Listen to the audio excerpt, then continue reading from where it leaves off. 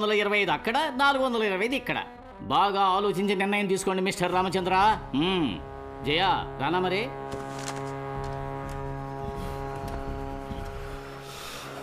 ముందు అన్నగారు అన్నాడు, తర్వాత తమ్ముడు అన్నాడు, ఆఖరికి పేరు పెట్టి పిలిచాడు. మన దగ్గర జీతం తీసుకుని ఊడికం చేసేవాడు నీ కూతురు టూర్కి వెళ్ళిందని ఎగతాళిగా మాట్లాడాడు అంటే మరి ఊళ్ళో వాళ్ళు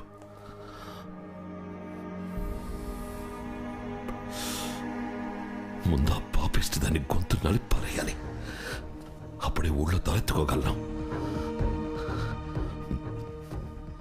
శివచంద్ర అనే లింగాన్ని పిలిచి మాట్లాడరా. నేనెప్పుడో మాట్లాడేశాను. పని మొదలుపెట్టాడు, త్వరలో ముగించేస్తాడు. నువ్వు సిగరెట్ కలుస్తావని తెలియదు అన్నయ్య. ఆ రోజు ఫ్యాక్టరీలో అందరి ముందు నువ్వు సిగరెట్ తీసి అంటించినప్పుడు నేను తట్టుకోలేకపోయాను. అందుకే నేనే నిర్ణయం తీసుకున్నాను. తప్పు అయితే క్షమించన్నయ్య. ఆ మురికి పట్టిన దాన్ని కన్నాను చూడు, నేనే తప్పు. ఇదే సార్ మీరు అడిగిన సీసీటీవీ ఫుటేజ్. ఈ కెమెరా 11:15కి దేవి బాత్రూమ్కి వెళ్ళింది. ఆ తర్వాత మళ్ళీ రానేలేదు. 10 నిమిషాల తర్వాత పసుపు రంగు చుడిదార్ వేసుకున్న ఓ అమ్మాయి బాత్రూమ్ నుంచి కాలేజీ వైపు వెళ్ళింది. ఒకవేళ తను దేవి ఫ్రెండ్ అయి ఉంటే తప్పకుండా తనకు తెలిసే అవకాశం ఉంటుంది. సారీ మేడం, అది కూడా జూమ్ చేసి చూసాం, ఫేస్ సరిగా కనపడలేదు. ఈ కెమెరాని ప్లే చేయండి. సారీ సార్, ఆ టైంలో అది వర్కింగ్లో లేదు సార్. ఆ అమ్మాయి ఎవరో ఈ కాలేజ్ మొత్తం అడిగి చూసాం, ఎవరూ నేనే అని ఒప్పుకోలేదు. అందుకే అనుమానంగా ఉంది. పిలిచారంట. దేవి గురించి ఎలాంటి ఇన్ఫర్మేషన్ దొరకలేదు మరి. ఎవరో పసుపచ్చ చుడిదార్ అమ్మాయి ఆ రోజు బాత్రూంలో ఉందంటున్నారు. దేవికి అంత ధైర్యం లేదు మరి. ఎవరో చిన్న గుడ్డి ధైర్యంతో ఈ పని చేసింది.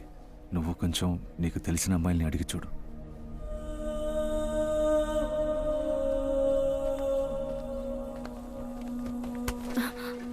నువ్వే కదా ఆ ఎల్లో చుడిదార్?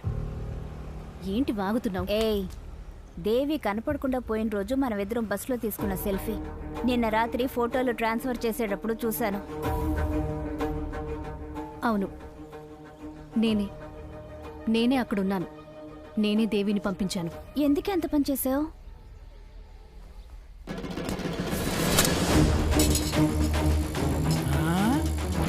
కత్తి పట్టుకెళ్తున్నాడు. రండ్రా.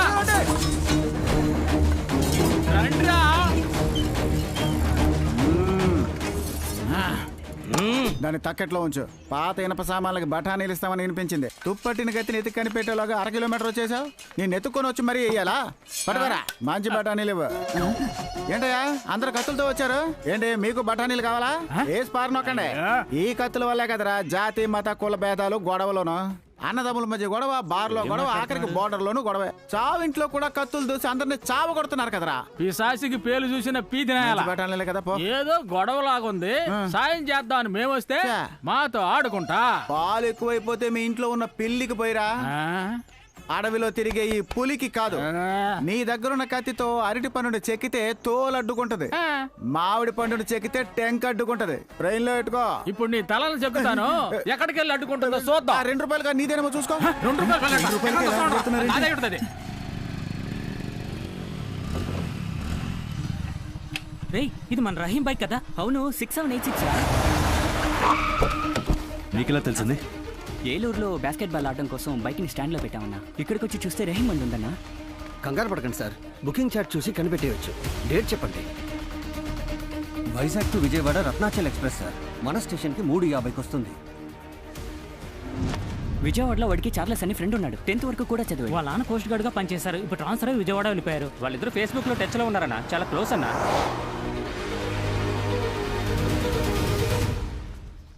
क्या रे? दिमाग है कि नहीं? क्या काम किया रे? लड़की सच बोलो.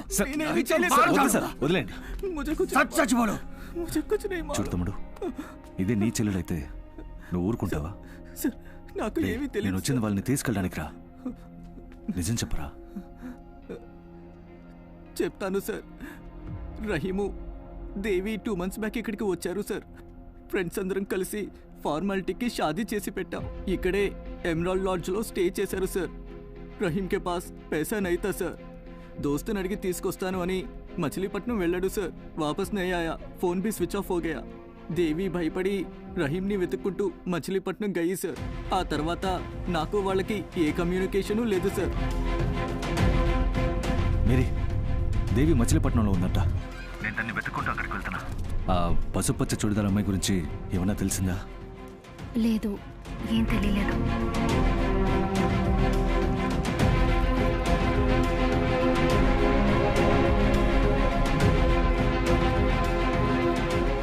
అన్న, ఈ అమ్మాయిని ఎక్కడైనా చూసారా? లేదు సార్. తెలీదండి. నువ్వు అట్టెళ్ళి వెతుకు. రే, నువ్వు అక్కట్లో కనుకో. 2 రూపాయలన్నా. ఇదిగో అమ్మా. చిల్లరగా ఇవ్వండి అన్నా.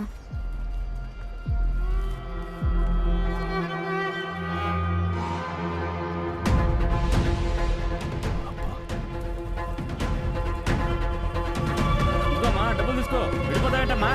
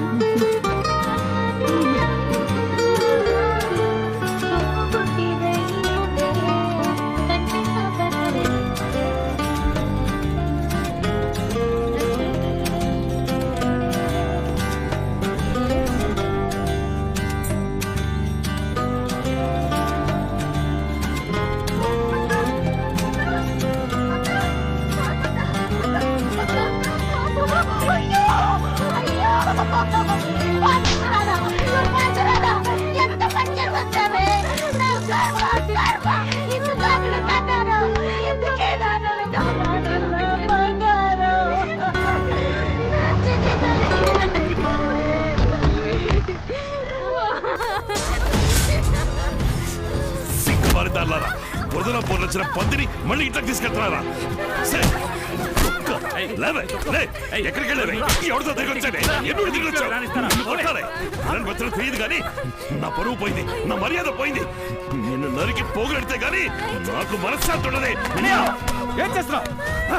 ఏదో పిల్ల మీద ఉన్న ప్రేమని మధ్య పోగొట్టింది అనుకుంటే నేను కొలిచే దేవుడికి విలువ ఇవ్వలేదు, నా కులానికి విలువ ఇవ్వలేదు. ఇది బతకూడదురా. నా కులమే గొప్ప అన్నవాడు ఎవడు పరువుగా జీవించింది లేదు. నా దేవుడే గొప్ప అన్నవాడు ఎవడు పరువుగా చచ్చింది లేదు. ఎదిరించి మాట్లాడతావా? అన్నిటికీ కారణం నువ్వే.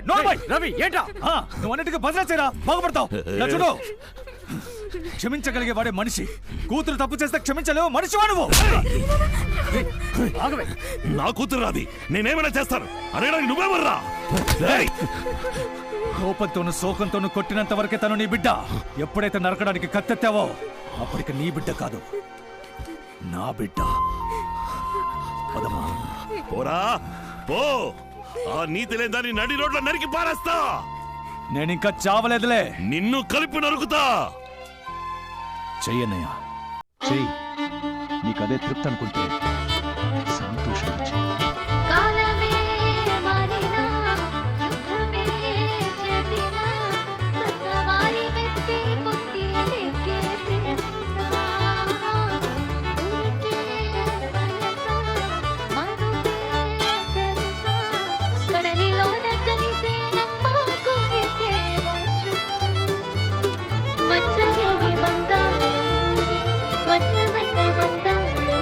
Baby